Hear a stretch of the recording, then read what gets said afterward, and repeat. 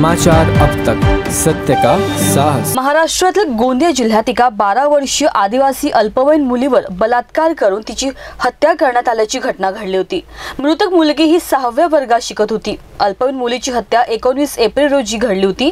मुलगी न सापडल्याने तिच्या पालकांनी तिचा शोध सुरू केला होता। दरम्यान 20 एप्रिल रोजी गोटनपार गावाजवळील धवलखेडी जंगलात पीडितेचा विकृत मृतदेह आढळून आला होता। या घटनेची माहिती मिळताच चिचगड पोलीस ठाण्याचे पथक घटनास्थळी पोहोचले आणि गुन्हा दाखल करण्यात आला।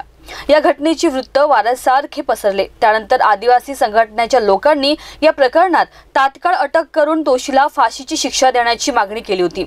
या घटनेच्या निषेधार्थ मंगळवारी आणि बुधवारी काही आदिवासी संघटनांनी देवरी उपजिल्हा दंडाधिकारी कार्यालयाबाहेर निदर्शने केली होती। तसेच दोषीला लवकर अटक न झाल्यास आंदोलन तीव्र करण्याचा इशाराही दिला होता। सततच्या प्रयत्नानंतर अखेर मुलीच्या मारेकऱ्यांना शोधण्यात पोलिसांना यश आलंय। अल्पवयीन मुलीला दगडाने चिरडणाऱ्या 4 आरोपींना पोलिसांनी अवघ्या 7 दिवसात अटक केली।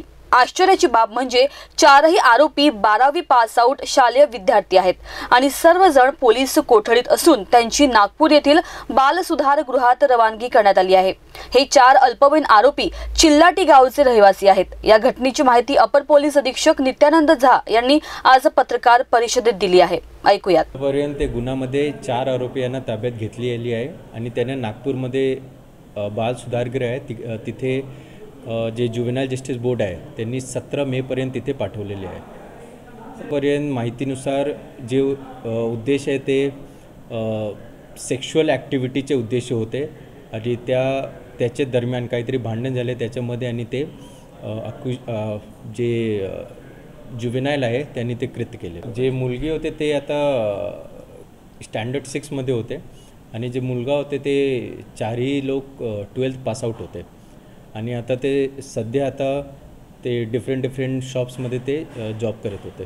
अडचणी असे आले होते की तिकडे काहीतरी CCTV फुटेज नव्हते किंवा मोबाईलचे नेटवर्क नव्हते आणि इंटरनेटची सुविधा पण नव्हते आणि जे विलेजर्स होते तिकडे ते जास्त कोऑपरेट केलेले नाही।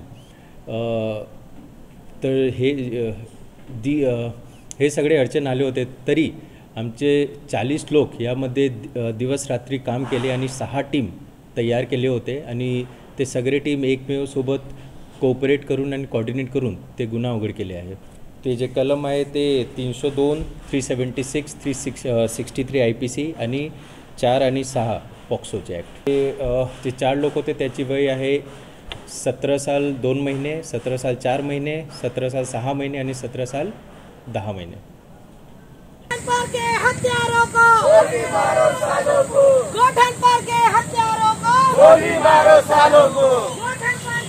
समाचार अब तक, रिंकू पांतावने, नागपुर।